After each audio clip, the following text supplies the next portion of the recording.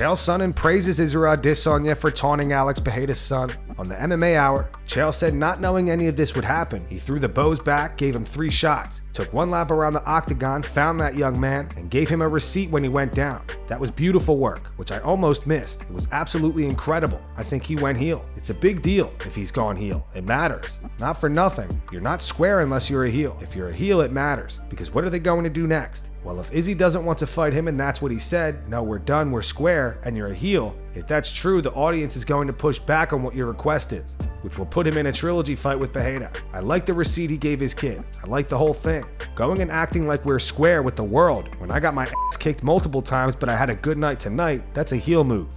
I like heels.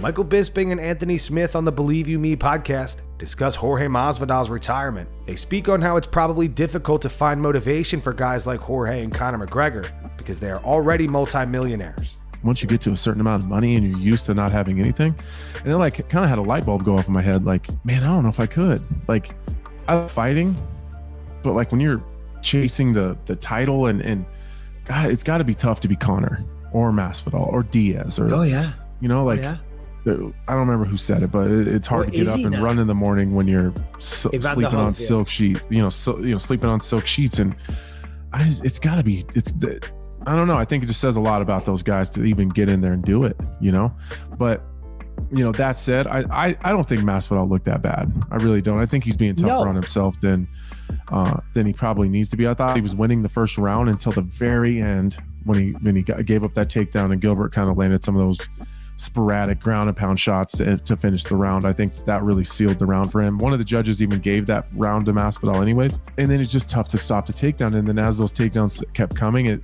you could tell that every time he got up, he was more labored. He was still working his way to the fence. He was still working his way to his feet. He was just so tired once he did get back to his feet that there was really no threat for the most part later on in the fight on his feet. I'm very glad that he decided to retire. Not simply because I don't think he can't go out there and win fights, but the man is 38 years old, right? So it's about that time. He's had 52 professional mixed martial arts contests. Of course, a lot of fights there. We saw that he's slowing down.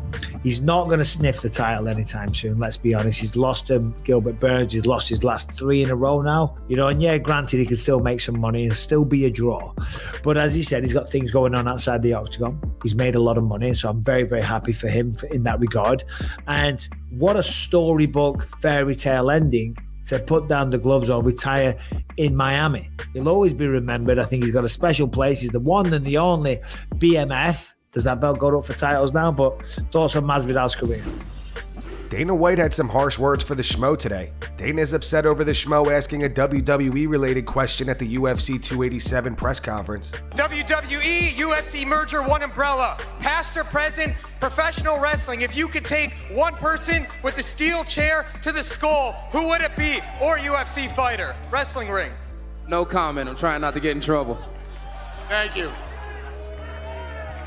Any other stupid questions? Dana went on to say, you have any intelligent questions that you would like to ask now? And then that other fucking idiot gets up there and goes, now that the WWE deal is done, who would you like to hit with a fucking chair? You motherfucker, that's who we'd like to hit with a chair. Sit down and shut the fuck up. That's what I got to deal with every fucking weekend, listening to these fucking idiots. Josh Thomson and John McCarthy on the Weighing In podcast debate on whether or not Khamzat Chiamev could beat Robert Whittaker. They also discuss other potential matchups for Khamzat in the middleweight division. I would love to see him cannonier. Somebody in the top 5. Give him Cannonier. I think Bobby Knuckles is the perfect fight. If you want to fast track him to the title, let's see if all the talk that he's doing is worth it. I want to see him fight someone like Bobby Knuckles. If he can get past him, then okay, then it's warranted. Like, hey, let's go. I don't know if he can. And if I was to put him against Cannonier, there's a good chance, but I think he still struggles against Cannonier. I think Paulo Costa gives him a hard fight, especially if it's a 5-round fight. Marvin Vettori might be a little bit of an easier fight because Marvin he's good, he's big, he can fight. But Paulo Costa is fast, explosive, got power. Marvin Vettori is proven that he can beat Paulo Costa. But stylistically, when Marvin hits his back on the ground, when he hits his back on the ground, he kind of has a tendency to just relaxed there. Not relaxed, but like he doesn't focus on getting up. Paulo Costa will focus on getting back to his feet because he doesn't want to be there at all. But I think you shouldn't get a title shot until you beat Robert Whittaker. He's the guy. He's the guy that's fought for it however many times, former champ, whatever it is. Like you've got to get past him to get to Izzy. That's the way I look at it. There's just no other way. And have Alex fight Izzy one more time. No matter who you pick in that list, you know, Chimaev is not even ranked right now in 185. Now, number 3 in the welterweight division. Okay, but you take a look and you go, Whittaker would be, in my opinion, the toughest fight for him. Cannonier has got decent wrestling, not good enough wrestling to stop Chimaev. Paulo Costa, very good stand-up. He's not going to stop the wrestling. Nope. Duplessis, definitely not going to stop it. I don't think it's fair to put Whittaker against Chimaev if you're saying it.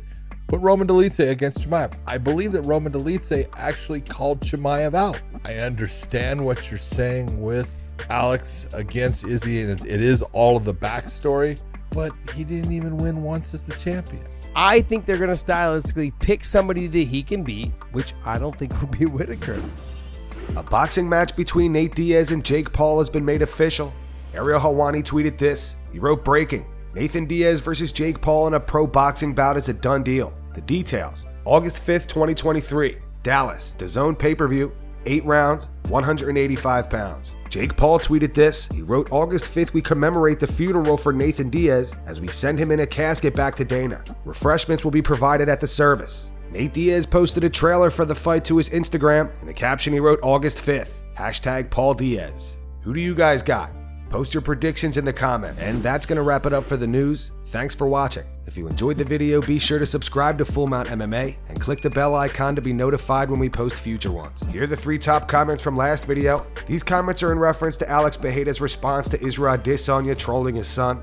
The first one says, "Mad respect to Pereira, not taking it personally and understanding that while he wouldn't do it, Adesanya felt he needed to do it. That's a secure individual. Tons of respect. I honestly gained a ton of respect for both of these guys in their respective defeats.